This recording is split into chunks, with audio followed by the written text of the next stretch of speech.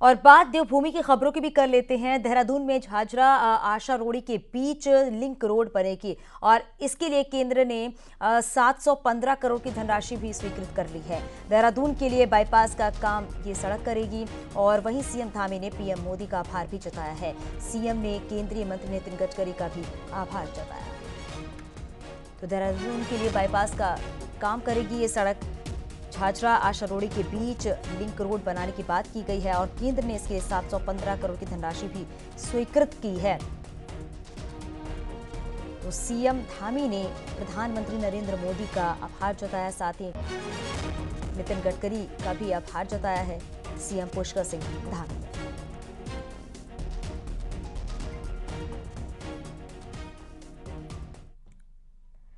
देहरादून में होने वाले उत्तराखंड के ग्लोबल इन्वेस्टर समिट का उद्घाटन पीएम मोदी करेंगे। प्रधानमंत्री नरेंद्र मोदी 8 दिसंबर को देहरादून के दौरे पर रहेंगे और इन्वेस्टर समिट की शुरुआत करेंगे। पीएम मोदी का कार्यक्रम भी तय हो गया है। सुबह 10 बजे PM Modi jolly grant airport पहुंचेंगे, जहां पर सीएम धामी का बताया जा रहा है उनका स्वागत करेंगे और साथ में केंद्रीय मंत्री अजय भट्ट भी मौजूद रहेंगे। इसके बाद पीएम मोदी हेलीकॉप्टर से आईएमए हेलीपैड पहुंचेंगे और फिर वहां से कार्यक्रम स्थल तक पहुंचेंगे।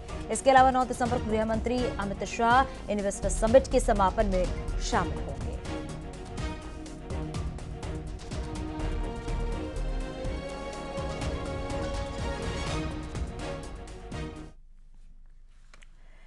देहरादून में 8 और 9 दिसंबर को होने वाली इन्वेस्टर समिट को लेकर तैयारियां तेज हो गई हैं और इन्वेस्टर समिट में शामिल होने के लिए देश विदेश के निवेशक उत्तराखंड आएंगे।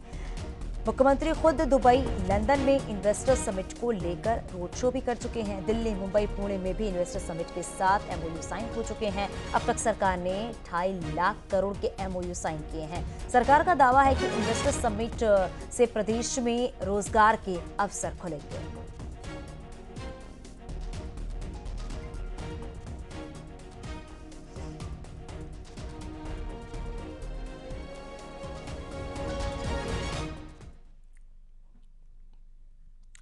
देश के सबसे बड़े रेस्क्यू ऑपरेशन सिलक्यारा टनल में मिली सफलता और 3 राज्यों में मिली जबरदस्त चुनावी जीत के बाद पीएम नरेंद्र मोदी 8 दिसंबर को उत्तराखंड आ रहे हैं। मौका है ग्लोबल इन्वेस्टर समिट का, लिहाजा पीएम के ग्रैंड वेलकम की तैयारी की जा रही है।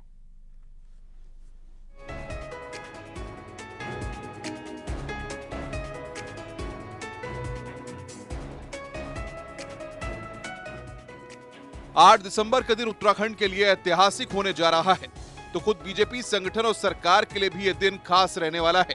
इस दिन प्रधानमंत्री 2.5 लाख करोड़ के इन्वेस्टमेंट एमओयू वाले ग्लोबल इन्वेस्टर समिट का उद्घाटन करेंगे। सरकार का दावा है कि समिट से पहले वो करीब 40,000 करोड़ के निवेश की ग्राउंडिंग कर चुकी है। सीएम पुष्कर सिंह धामी का कहना है कि हमें समिट से बहुत उम्मीदें हैं। ये समिट उत्तराखंड के लिए बेहद महत्वपूर्ण है। जब हमारी समिट हो जाएगी तो इससे हमें बहुत सारी आशाएं हैं। उसको लेकर हम लोग बहुत दिनों से तैयारी कर रहे थे। सारे लोग लगे हुए हैं। ग्राउंडिंग भी हमारी हो चुकी है, उसकी प्रक्रिया भी आगे बढ़ रही है। इससे जहां निवेश बढ़ेगा, हमारे राज्य की आर्थिकी बढ़ेगी, इसके साथ साथ नौजवान युवाओं को रोजगार भी मिलेगा। आदरणीय प्रधानमंत्री जी का हमें इसमें पूरा मार्गदर्शन है और उन्होंने ही जो वाइब्रेंट गुजरात जब शुरू किया था, उसी से प्रेरणा लेकर हम लोग इस काम को कर रहे हैं। डेस्टिनेशन उत्तराखंड 8 तारीख को इनागुरल फंक्शन होगा। उसके साथ साथ उसी दिन आफ्टरनून से हमारे सेक्टोरल सेशंस और B2G मीटिंग्स भी शुरू होगा। एग्जीबिशन एरिया अलग से बनाया हुआ है और 9 तारीख को हमारी वैलिडिटरी फंक्शन होगा।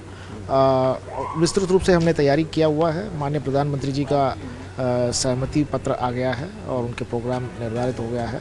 दूसरी ओर बीजेपी संगठन भी पीएम के ग्रैंड वेलकम की तैयारी में जुटा हुआ है। प्रधानमंत्री 8 दिसंबर की सुबह 10 बजे जॉलीग्रांट एयरपोर्ट और फिर आईएमए हेलीपैड पर लैंड करेंगे। जॉलीग्रांट एयरपोर्ट पर मुख्यमंत्री और आईएमए हेलीपैड पर सभी सांसद, मंत्री पीएम का स्वागत करेंगे। आईएमए से कार्यक्रम स्थल एफआरआई तक परंपरागत पोशाक और सांस्कृतिक कार्यक्रमों के साथ पीएम का स्वागत किया जाएगा। प्रधानमंत्री जी के स्वागत के समय जॉलीग्रांट पर भारतीय जनता पार्टी के वरिष्ठ नेता रहेंगे। उसके पश्चात आईएमए में वो हेलीकॉप्टर से उतरेंगे। वहां पर भी प्रदेश राज्य सरकार के कैबिनेट मंत्री, माननीय सांसदगण, पूर्व मुख्यमंत्री उनका स्वागत करेंगे। ग्लोबल समिट में सबसे पहले सिल्क टनल ऑपरेशन के लिए मुख्यमंत्री अपनी पूरी कैबिनेट और पार्टी की ओर से प्रधानमंत्री का आभार व्यक्त करेंगे, जबकि 9 दिसंबर को समिट के समापन पर केंद्रीय गृह मंत्री अमित शाह मौजूद रहेंगे। इसके लिए जॉलीग्रांट एयरपोर्ट से लेकर FRI तक सड़कों से लेकर शहर को सजाया जा रहा है। न्यूज 18 के लिए देहरादून से सुनील प्रभात की रिपोर्ट।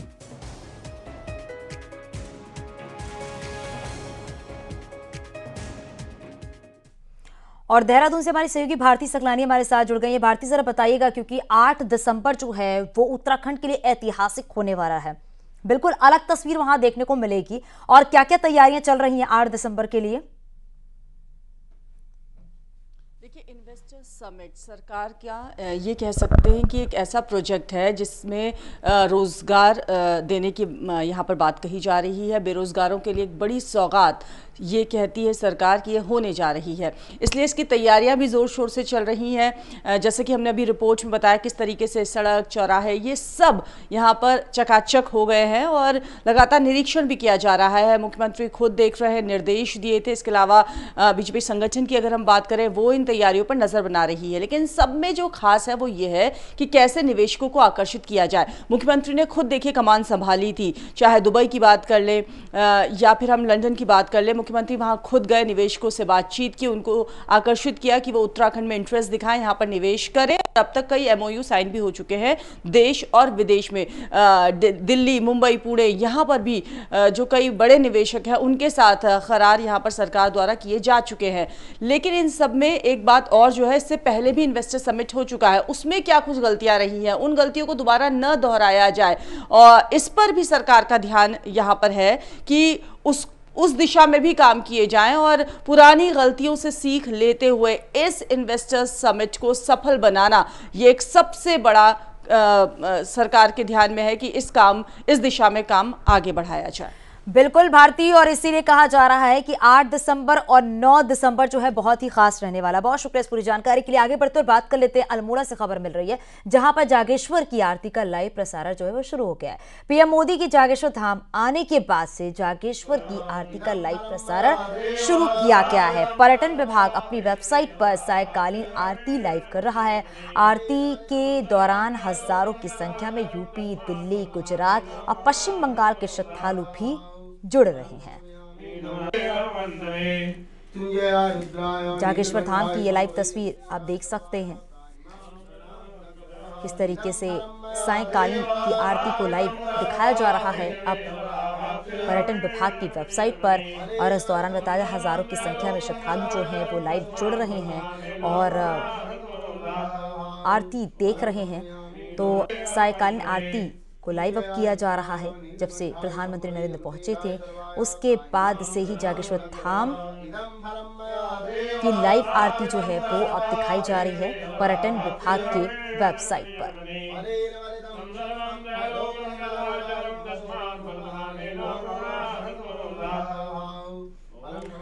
और अल्मोड़ा से हमारे सहयोगी किशन जोशी हमारे साथ जुड़ गए। किशन, जरा बताइएगा, जब से प्रधानमंत्री नरेंद्र मोदी जागेश्वर धाम पहुंचे हैं तब से ही देखा जा रहा है कि अब जागेश्वर धाम की जो आरती है लाइव दिखाई जा रही है। इससे सबसे अच्छी बात तो ये है कि हजारों की संख्या में जो दर्शक होते हैं, जो श्रद्धालु होते हैं, वो जुड़ते हैं अब।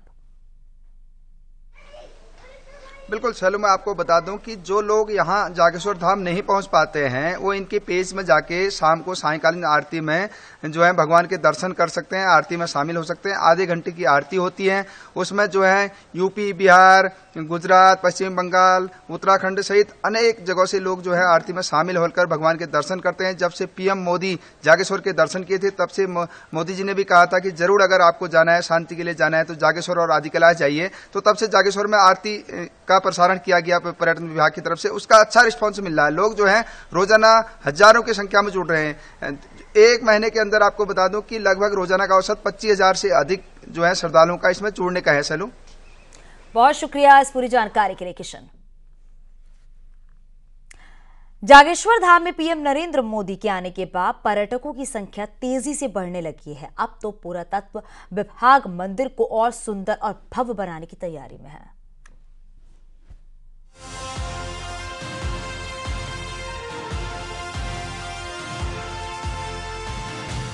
जागेश्वर धाम भारत के प्रसिद्ध ज्योतिर्लिंगों में से एक है। स्कंद पुराण और शिव पुराण में भी जागेश्वर धाम का जिक्र है। जागेश्वर धाम छोटे बड़े 125 मंदिरों का समूह है। पुरातत्व सर्वेक्षण विभाग के मुताबिक इन मंदिरों के निर्माण की अवधि को 3 कालों में बांटा जा सकता है: कत्यूरी काल, उत्तर कत्यूरी काल और चंद्रकाल। मंदिर का निर्माण कत्यूरी राजाओं ने 7वीं शताब्दी से शुरू करवाया और माना जा रहा है कि आसपास के पत्थरों से ही मंदिर का निर्माण किया गया होगा। अब पुरातत्व विभाग जहां से मंदिरों के निर्माण के लिए पत्थर निकाले गए हैं, उन पत्थरों का अध्ययन कर रहा है। अधिकतम संभावना इस बात की है कि ये लोकल पत्थर इस्तेमाल किया गया है। तो हम देखना चाहते थे सोर्स कहाँ है। तो इसमें जो चट्टानें मिल रही बेडरॉक में, इसकी संभावना बनती है कि हो सकता है इसमें से। जागेश्वर धाम के सारे मंदिर केदारनाथ शैली में बने हुए हैं। मंदिरों का निर्माण पत्थर की बड़ी बड़ी शिलाओं से किया गया है। बर्फानी आंचल पर बसे कुमाऊं के सासी राजाओं ने अपनी अनूठी कृतियों से देवदार के घने जंगलों के बीच इन मंदिरों का निर्माण कराया था। मंदिरों के दरवाजे की चौखटें देवी देवताओं की प्रतिमाओं से अलंकृत हैं। मंदिर के निर्माण में तांबे की चादरों और देवदार की लकड़ी का इस्तेमाल किया गया है। दर्शन के बाद यह पता चलेगा कि इस मंदिर का रहस्य और कई ज़्यादा और गुना और हो सकता है। उसको लेके कई जानकारियाँ सामने आ सकती हैं। पीएम मोदी जी के आने के बाद जागेश्वर धाम में श्रद्धालुओं की संख्या भी लगातार बढ़ोतरी हो रही है। पुरातत्व सर्वेक्षण की टीम मंदिरों के निर्माण के लिए लाए गए पत्थर सहित अन्य सभी बिंदुओं पर विस्तार से सर्वे करेगी और जानकारी जुटाएगी। जागेश्वर मंदिर समिति भी इस बात से खुश है कि जागेश्वर धाम देश में ही नहीं, अब दुनिया में भी प्रसिद्ध हो रहा है। न्यूज़ 18 के लिए अल्मोड़ा से किशन जोशी की रिपोर्ट।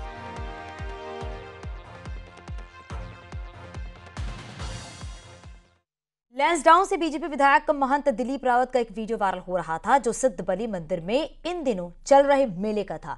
मेले में चल रहे जागर में एक युवक नाच रहा है। बताया ये गया था कि युवक देवता अवतरित होने का स्वांग कर रहा था, जिस पर विधायक जी को गुस्सा आ गया। फिर क्या था, विधायक समर्थक कार्यकर्ताओं ने युवक की जमकर पिटाई कर दी। वहीं सिद्ध बली मंदिर की उसी घटना के एक और नया वीडियो सामने आया, जिसमें साफ दिखाई देता है और ये पता चलता है कि युवक काफी देर तक खुद पर देवता के अवतरित होने का दावा करता है और इस दौरान वो दूसरे शख्स पर कई थप्पड़ जड़ देता है, लेकिन उसके बाद थप्पड़ खाने वाला और थप्पड़ मारने वाला दोनों ही नाचते हुए दिखाई देते हैं। इसके कुछ देर बाद ही एक युवक दूसरे को वो थप्पड़ मारना शुरू कर देता है और दूसरा उसकी शर्ट उतार देता है, जबकि लगातार उसको थप्पड़ मारे जाते हैं। तभी एक महिला उसे रोकने की कोशिश करती है, लेकिन वो नहीं मानता है। इसके बाद खुद विधायक और सिद्ध बली मंदिर के महंत दिलीप रावत उठते हैं और थप्पड़ मार रहे युवक को रोकते हैं। इसके बाद थप्पड़ मार रहे युवक और विधायक के समर्थकों में मारपीट होती है। ये वीडियो आप देखिए जरा।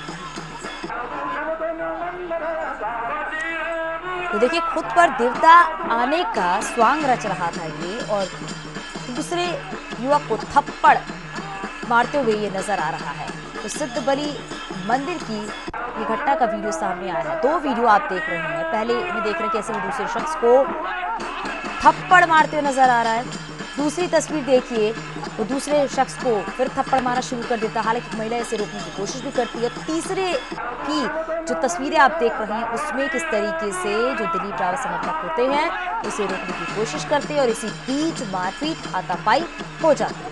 ये 3 तस्वीरें जो आप देख रहे हैं सिद्ध बली मंदिर की सामने आई है। विधायक दिलीप रावत का परिवहन विभाग के अधिकारी के साथ विवाद का जो वीडियो है वायरल होने के बाद विधायक अवैध वसूली के आरोप लगाते हुए जांच की मांग उठा रहे हैं। तो वही मामले में कांग्रेस ने इस मामले को मुद्दा बनाते विधायक पर गुंडागर्दी के आरोप लगाया। वही मामले में एआरटीओ कोटवाल निखिल शर्मा का कहना है विधायक की ओर से विभाग को अभी किसी तरह की शिकायत नहीं मिली है और शिकायत मिलते ही इस मामले की जांच की जाएगी।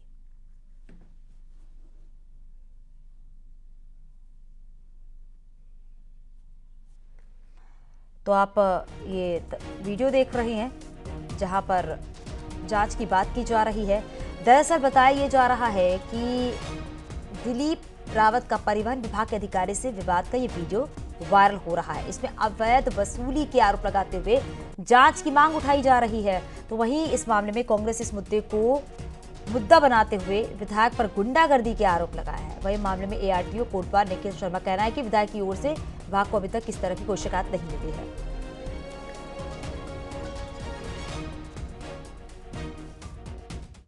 देखिए, ये बेहद ही अभद्रपूर्ण व्यवहार है। और जब एक जनप्रतिनिधि जो खुद को महंत कहते हो, तो मैं सोचती हूँ उनकी पद की उस गरिमा को भी ये शर्मसार करता है। और जिस तरीके से वो सफाई दे रहे हैं कि ये बदतमीजी इसलिए हो गई कि जो अधिकारी जो था वो अवैध वसूली कर रहा था, तो ये सबसे बड़ा सवाल खड़ा करता है आज भाजपा की सरकार पर। देखिए, अभी जो ये मामला मेरे भी संज्ञान में आया था, तो इसमें जो भी एक प्रिलिमिनरी जो एक पक्ष हमारा यही कह रहा है कि एक मोबाइल फ़ोन के यूज़ पे एक चालान हुआ था और उस चालान पे कुछ विवाद हो गया था। देखिए, मेरे पास तो अभी तक कोई लिखित तरीके से कोई इस तरह से शिकायत नहीं आई है, और अगर ऐसी कोई शिकायत आती है तो उसकी निष्पक्ष जांच की जाएगी। उत्तरकाशी में संगम चट्टी क्षेत्र के भंकोली गांव में लड़की की संदिग्ध मौत मामले में मंगलवार को एसआईटी की टीम जांच में जुटी हुई है और 4 सदस्यीय जांच टीम ने कफलो गांव के होम स्टे में जाकर घटनास्थल और होम स्टे के सभी कमरों का बारीकी से निरीक्षण किया है। साथ ही टीम ने गवाहों के बयान भी दर्ज किए हैं। अब आपको बताते चले कि संगम चट्टी के एक रिजॉर्ट नुमा होम स्टे में लड़की का शव फंदे से लटकता हुआ मिला था, जिसको परिवार के लोगों ने इसे हत्या बताया। वहीं पुलिस ने लड़की के पिता की तहरीर पर होम स्टे मालिक और उसके कुकमैन के खिलाफ हत्या का मुकदमा दर्ज करके जांच की बात कही है।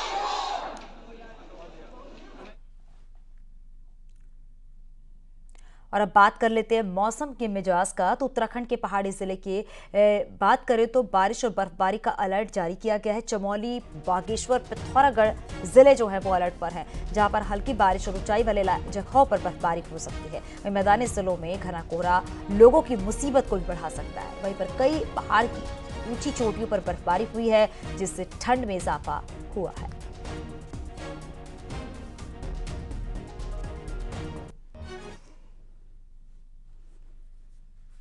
अगर आप बीजेपी के वोटर हैं तो अब आपके घर पार्टी की तरफ से कुछ मोटी मोटी किताबें जो है भेजी जा सकती हैं। आखिर क्यों आएंगे आपके घर ये किताबें, आपकी रिपोर्ट दिखाते हैं।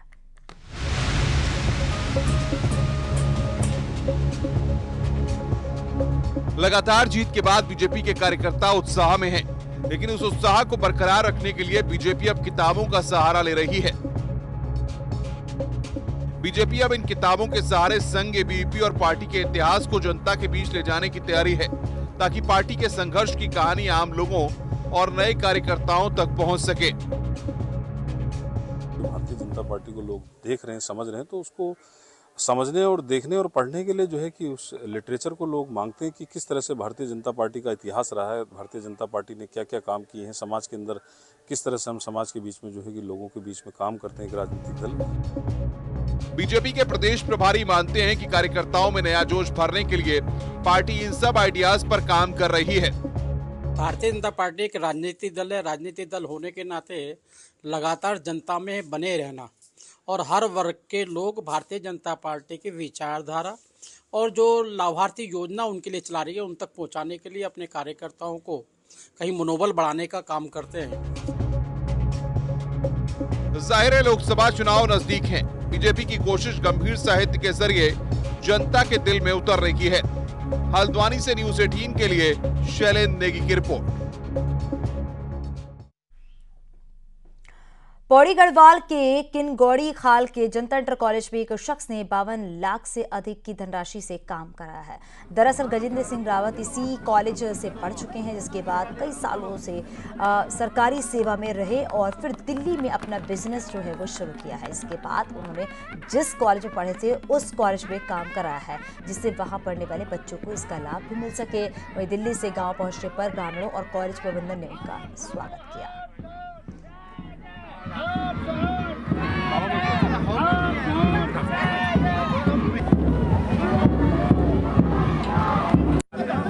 आप लोग बड़ी नेता ने बनाता ताली बजाते रहिए आप लोग।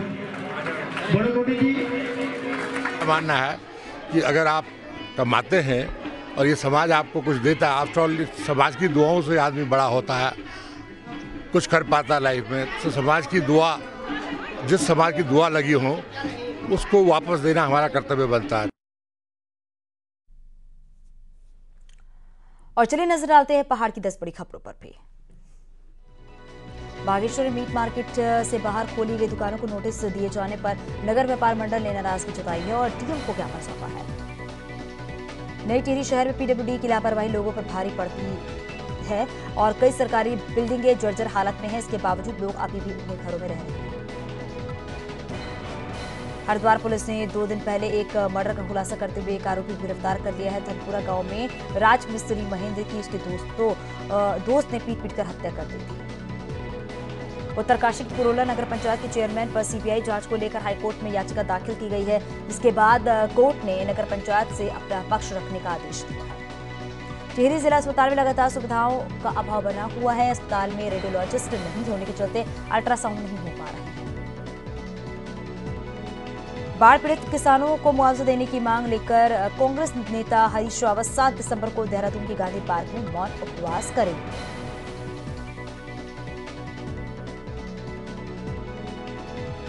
केदारनाथ धाम में चल रहे पुनर्निर्माण कार्यों पर तीर्थ पुरोहितों ने आरोप लगाया है कि प्रशासन उनके निजी भवनों पर जबरन नोटिस चस्पा कर रहा है।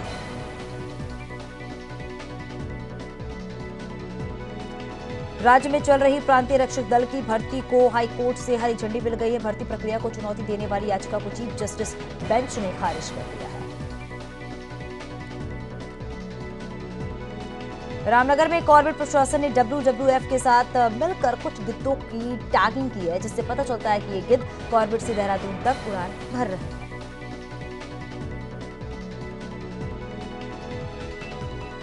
बागेश्वर के बालिका इंटर कॉलेज कांडा में समग्र शिक्षा अभियान के तहत छात्राओं के करियर काउंसिल और साइबर सुरक्षा आदि विषयों पर चर्चा की गई है।